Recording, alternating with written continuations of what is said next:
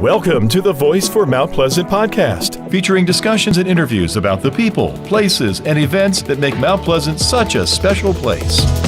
Hello, this is Roger Gaither, your host for the Voice for Mount Pleasant podcast. Today's episode is sponsored by Sylvan Learning Center in Mount Pleasant. This is part one of a two-part episode. Today, Pamela Jouan, senior contributing writer for Mount Pleasant Magazine, talks with Anna Dassing, the principal at the new Lucy Beckham High School in Mount Pleasant. With part one, here are Pamela and Anna. Today, Voice from Mount Pleasant is here at the beautiful Lucy Beckham High School. We're going to take a tour of this wonderful school that is opening this fall and give parents and children alike a chance to see and walk the hallways of the building and get a chance to see what this school has to offer the community. And what better host and guide than Anna Dassing, principal of Lucy Beckham High School. Hi, Anna, how are you doing? I'm good. How are you? Great. Thank you for being here today. Absolutely. Let's go on a tour. All right, sounds great. So here we are in the main lobby of the beautiful new building. Can you give us a little idea of the morning routine for the students as they come in? Where do they go? And what happens to them if they get here a little bit early? Okay, fantastic. So our students, the area that we just left out front is our main car drop-off area. Student parking and bus drop-off is in the back, and I'll show you that. But they come into the main part of the building, and there's some collaborative spaces that they can start off in the morning until teachers get here, and then we release them into the building to go to classes. Fantastic. Offices are... So we have our administrative offices on this side, and our guidance, director of school counseling reception area on this side. So if a student comes in and they're late, they come to attendance, they check in, and then they can go off to their classes. Fantastic. Let's go inside and check it out. Okay, so here we are at the atrium. This is immense. This is just huge. And one thing that really comes to mind is the feeling that you are in Mount Pleasant. You're in a coastal community, and you get that feeling by looking at these big, beautiful open windows. Can you tell us a little bit about some of the construction materials and things that you use to kind of bring that feeling inside this building? One of the things that McMillan, Padson, and Smith did a beautiful job of using natural light and allowing natural light to flood throughout the building. I think we only have one or two spaces that we don't have some sort of natural light in those, but we also wanted to keep it, very Mount Pleasant, very low country, a lot of woods, as you can see throughout the area.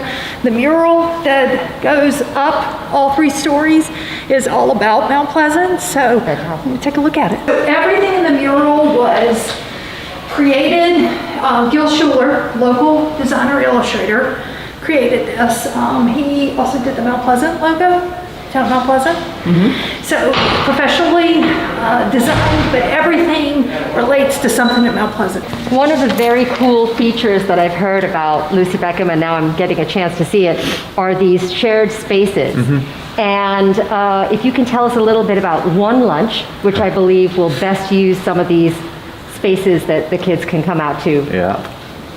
So One Lunch, the concept of it is leveraging time for students to have access to clubs, to have access to their actual teachers, and being able to just spend time with, outside of the academic setting, the students that they want to be with.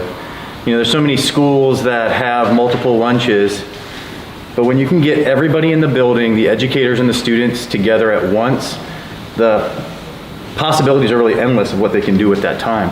So we've got collaborative spaces like you'll see on each of the 3 floors that students can go to during that time. Kids are going to have access to their actual teachers during that time as well. Clubs and activities are going to be taking place.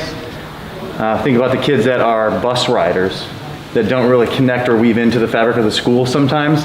For them to have that time and space within the school day for them to connect to what it means to be a Beckham Bengal is a big part of what One Lunch is going to be for Lucy Beckham High School. And so any of these spaces kids can go to during lunchtime. They don't have to get a pass. They don't have to do any of that. Correct. Fantastic. Yep. The whole building is open because the teachers are going to be working in meetings, holding office hours. We're going to have people stationed around monitoring what's going on with the students, but the courtyard will be open. We'll actually have an auxiliary gym open as well, so they can get some physical activity in if they want to play basketball or volleyball. So the concept is just for it to be open for kids to do what they need to do to be successful, or just breathe a little bit during the school day. That's amazing. That's great. Yeah. Spaces that they can just take it easy, recline, get some homework done if they want to, or just hang out with friends. That's right. Perfect. All right, so what is this? It's kind of cool. We like to call these the docks. A lot of times we talk about this being like the Beckham Boardwalk. Okay. And then these are the docks. They're areas for students to be able to collaborate, to be able to stand up. There's power and data in here so that they can charge their devices, because we know how important it is to make sure when our Chromebooks are charged, but also cell phones. I know are super important to students. So it just gives them the opportunity to be able to do that and have a good place that they can touch down. Tell us a little bit about how many teachers you're going to have at Lucy Beckham when you're at full capacity. Well, this year we only have 9th and 10th grade. Yes. So we have about 750 students, and we'll build out to about 1,500. This year we have about 40 teachers. At capacity, we'll have about 70. Fantastic. Let's go see one of these classrooms. Great. This is a science classroom.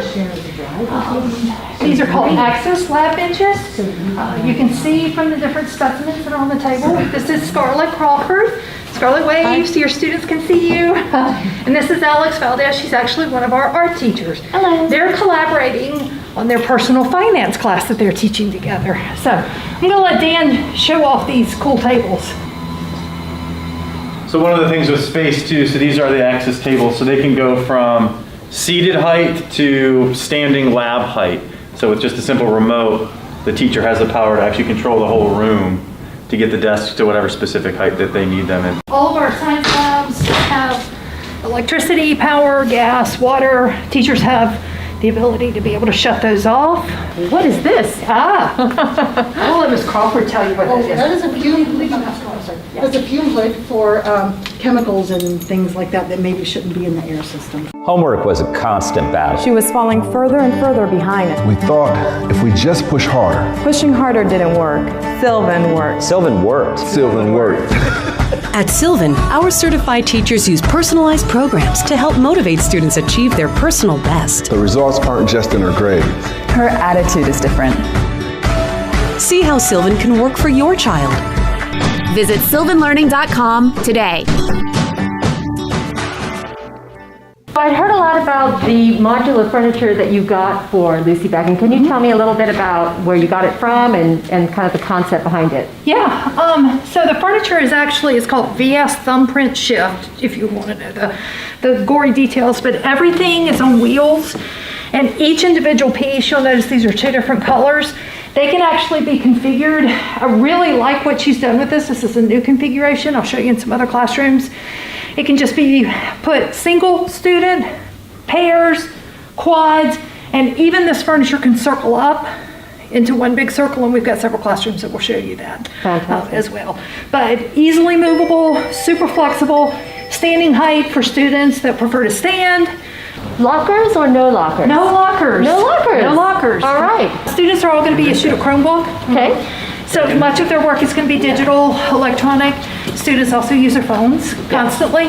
So we really want to step into that and use that. And it's one of the reasons we're also able to keep these nice wide open halls is because we don't have lockers. So Fantastic. many of their resources, textbooks, those kinds of things are online. So now we are in the awesome media center. This is huge. Tell us a little bit about what's going on here. It is amazing. It also gives us one more place to have that flexible area for our kids.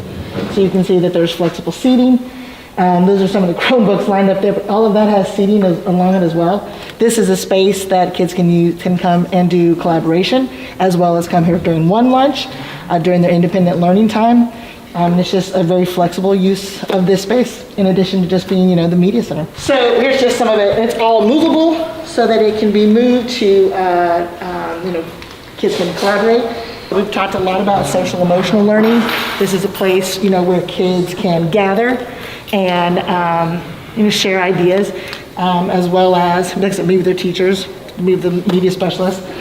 These are Dan's favorite seats over here. I was going to say, could I take those to my living room? Yeah. They spin, they twirl, they do it. But, it kind of gives us, cool. it just always gives us they lock into place when you want to really lounge back? Something I had once heard Principal Lucy Beckham talk about was that high school used to be the ends to the means, but that's no longer a viable solution. Can you tell us a little bit about some of the college path and career path activities you have in the core subjects? Yes, so it is not enough that kids graduate high school now. They need to graduate high school, college and career ready. They need to have a plan, and they need to have skills under their belt for when they enter the workforce or go to college. So we have plenty of classes that kids can try. We'd like for them to pick a major, but it's really a great opportunity to experiment.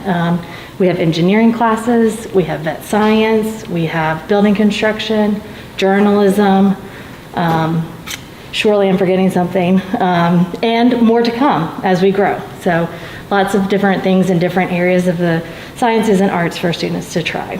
And there is still also the Center of Advanced Studies that students can go to in 11th and 12th grade? Correct. Actually, 10th graders have the opportunity to go this year. We have transportation that goes back and forth. And yes, so to supplement what we have here, lots more opportunities out there. Horticulture, auto tech, health science, so endless options. Fantastic. And I have to ask, I mean, when you hear about some of the special subjects that you have here, also for the JOTC, the Coast Guard, a lot of it just seems so organically Mount Pleasant. Was this something that you researched for quite a long time? How did you come up with the special subject areas that you offer? I mean, veterinarian science, everyone I know wants to do that. Our kids are very excited about vet science. Actually, when I worked at Wando with Miss Beckham, I remember her saying for years and years, we have to have vet science. We've got to have vet science. We've got to have it here.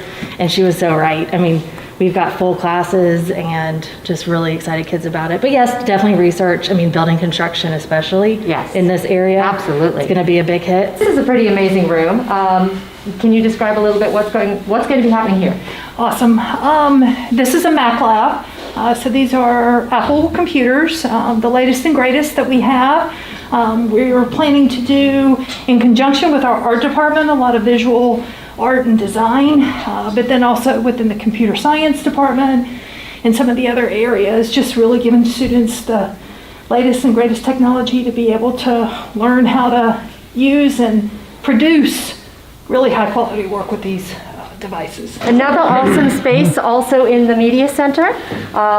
Tell us a little bit about the Makerspace. Yes, welcome to our Makerspace. So connecting back to what we were talking about earlier with One Lunch, it's creating spaces where kids can flex into it with a group of friends or just making high quality work, right? We're always talking about exemplar work. This is a place where they can do it. Students are gonna have access to 3D printers. They're gonna have access to actually sewing machines down there that you can see. They'll have access to their own printers to do large form printing if they're working on some type of graphic design. There's gonna be some tools that can do some laser cutting and etching if they're working on some graphical design projects for their art classes. But this is just an open space connected to our media center that they're gonna have access to. And our media specialist, Lucy McGill, will be offering classes to them. So if a student wants access to this, they're actually have to go through a training class to make sure that they know how to operate all the equipment that is in this space. So it's almost like getting a little credential to have access to all of this stuff. But we want all of our kids to go through that as they progress through Beckham High School. And once again, they can come here of their own free will during lunchtime, work on a project if they want to. Correct. And one of our other things, we have independent learning time. So on an every other day basis for our underclassmen, they'll have a 41-minute period of unencumbered time where they would have access to this space as well. This space is super fun because right now we've been using it for teacher meetings and collaborative types of spaces. If you pull this, you gotta go this way. Here we go. You're much better at it. Ah! That's pretty cool. So this glass wall kind of pulls out of place.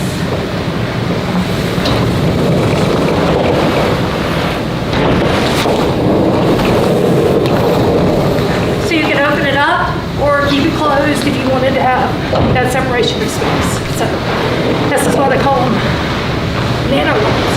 Nano walls. Yep. Very cool. So that's just, and again, it opens up into this space out here so that teachers could have particular classrooms. And then straight across over here is a double-sized classroom. We have a foldable wall in the middle. So if teachers want to do things in big collaborative groups, also with, of course, with the pandemic, they can spread out. Have a lot more social distancing in those spaces. Got it. All right, great, good. Thanks for spending your time with the Voice for Mount Pleasant podcast by Mount Pleasant Magazine. Your community, your podcast. Listen to past episodes at voiceformp.com.